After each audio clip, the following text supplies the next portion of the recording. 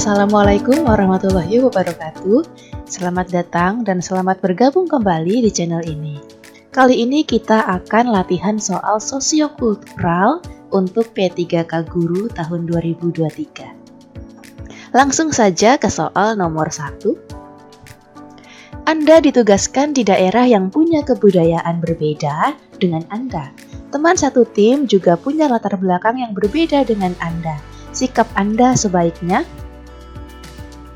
A. Menganggap perbedaan bukan masalah. B. Berusaha memahami perbedaan tersebut. C. Tidak memandang perbedaan dalam mengerjakan tugas. D. Biasa saja karena perbedaan itu pasti ada di setiap kelompok. Atau E. Mencoba berbaur agar perbedaan tidak menjadi masalah di dalam kelompok.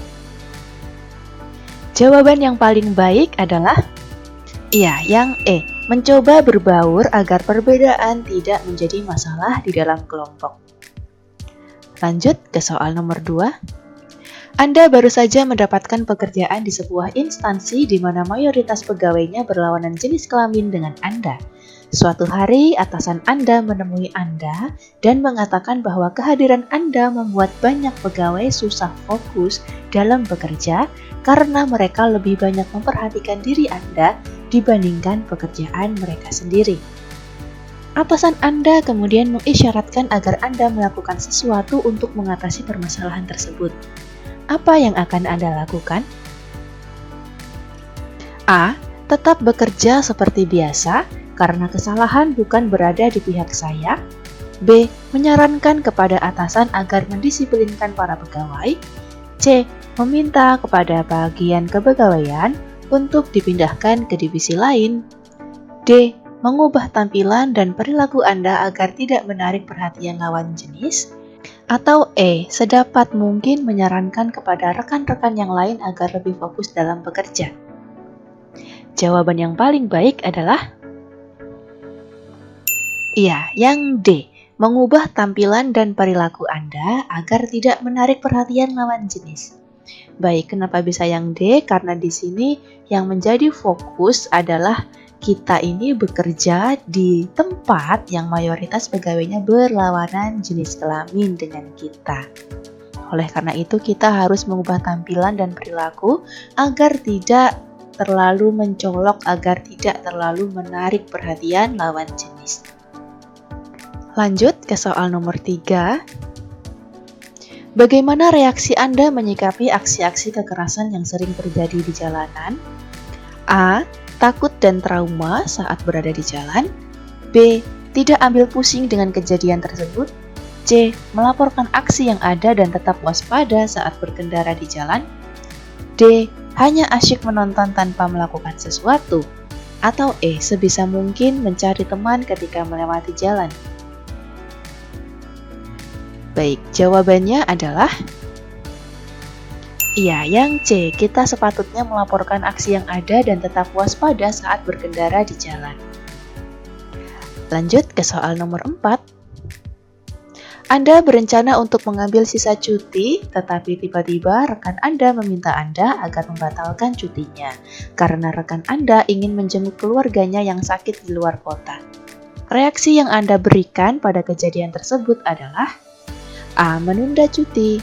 B. Tetap cuti karena hak Anda. C. Meminta maaf karena tidak dapat membantu. D. Mempertimbangkannya. Atau E. Cuti bersamaan.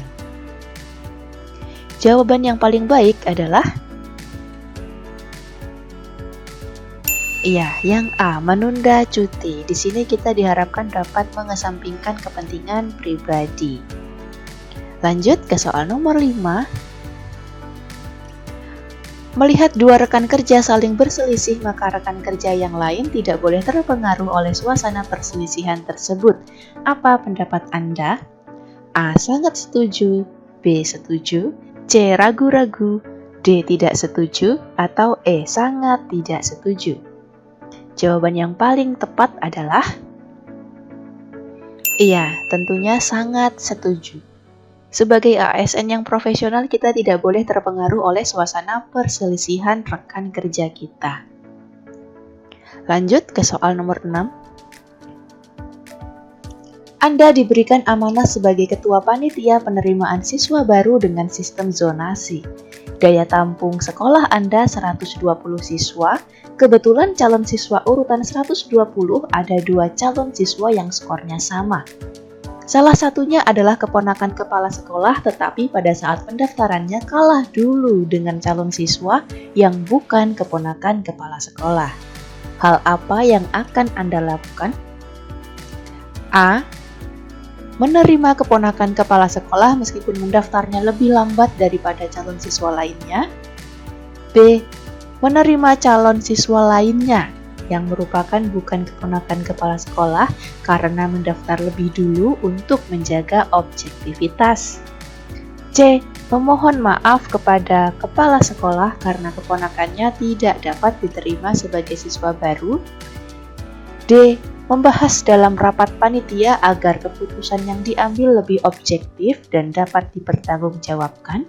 Atau E. Menambah kuota penerimaan siswa baru. Jawaban yang paling baik adalah yang D. Membahas dalam rapat panitia agar keputusan yang diambil lebih objektif dan dapat dipertanggungjawabkan. Lanjut ke soal nomor 7. Rekan-rekan guru yang lain menggalang rencana tidak masuk kerja sebagai bentuk protes terhadap dinas pendidikan. Unjuk rasa tersebut akan dilakukan sebagai bentuk kekecewaan karena distrik tidak memperhatikan kondisi ruang kelas yang banyak mengalami kerusakan.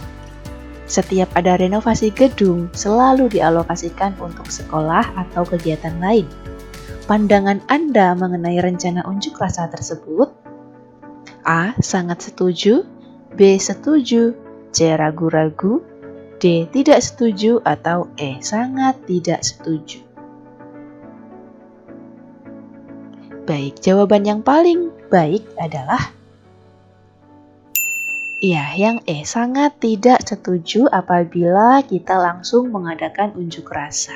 Akan lebih baik kita melakukan konsolidasi terlebih dahulu. Lanjut ke soal nomor 8. Suatu ketika, hasil pekerjaan yang sudah Anda kerjakan dengan susah payah dikritik tajam oleh kepala sekolah. Menghadapi kritikan tersebut, pernyataan paling mendekati reaksi Anda adalah A. Tidak membalas kritikan tersebut dan juga tidak melakukan perbaikan karena tidak ada gunanya. B. Tetap mempertahankan hasil pekerjaan saya dan berargumentasi dengan kepala sekolah. C. Menerima kritikan apa adanya dan mencari sumber referensi baru yang mendukung. D. Menahan diri, mencermati kritikan tersebut untuk melakukan perbaikan. Atau E. Meminta penjelasan dan dukungan kepala sekolah dan mencari strategi baru untuk perbaikan. Jawaban yang paling baik adalah yang D. Menahan diri, mencermati kritikan tersebut untuk melakukan perbaikan. Lanjut ke soal nomor 9. Sudah seminggu sampah di depan rumah Anda tidak diambil oleh petugas pengambil sampah karena mobil pengangkut sampah rusak.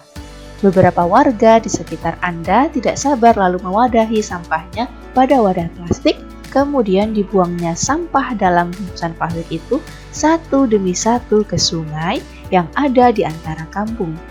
Hal apa yang Anda lakukan sebagai guru? A. Mengingatkan warga agar tidak membuang sampah ke sungai karena akan menimbulkan banjir. B. Membicarakan persoalan tersebut dengan ketua RT dan tokoh masyarakat untuk mencari solusinya. C. Menyewa mobil yang dapat mengangkut sampah untuk mengangkut sampah yang menumpuk. D. Membiarkan saja, atau E. Ikut membuang sampah ke sungai itu. Baik, jawaban yang paling tepat adalah yang B. Membicarakan persoalan tersebut dengan ketua RT dan tokoh masyarakat untuk mencari solusinya. Kita sebagai guru ASN diharapkan proaktif juga ketika berada di lingkungan masyarakat. Lanjut ke soal nomor 10. Anastasia adalah siswa yang pendiam dan memiliki prestasi akademik yang rendah, namun memiliki bakat yang sangat baik dalam bidang seni tari. Sebagai guru, saya menghadapi siswa seperti Anastasia dengan A. Membiarkan saja karena masing-masing siswa akan berkembang dengan sendirinya. B. Memberitahukan kepada orang tuanya untuk memberikan les tambahan agar prestasi akademiknya meningkat. C. Memberitahu orang tuanya tentang keadaan sebenarnya dan menjelaskan kepada Anastasia bahwa menari bukanlah hal yang diperhitungkan untuk keberhasilan di sekolah. D. Membimbing Anastasia untuk meningkatkan prestasi akademiknya disertai memfasilitasi bakat menari agar berkembang secara optimal. Atau E. Memberikan pilihan pada Anastasia untuk lebih mementingkan akademiknya atau non-akademiknya. Jawaban yang paling tepat adalah yang D. Membimbing Anastasia untuk meningkatkan prestasi akademiknya disertai memfasilitasi bakat menari agar berkembang secara optimal. Baik, itu dia 10 contoh soal sosiokultural pada seleksi P3K Guru tahun 2023. Semoga dapat membantu Bapak Ibu dan Bapak Ibu dapat lulus sebagai ASN P3K. Terima kasih, sekian. Wassalamualaikum warahmatullahi wabarakatuh.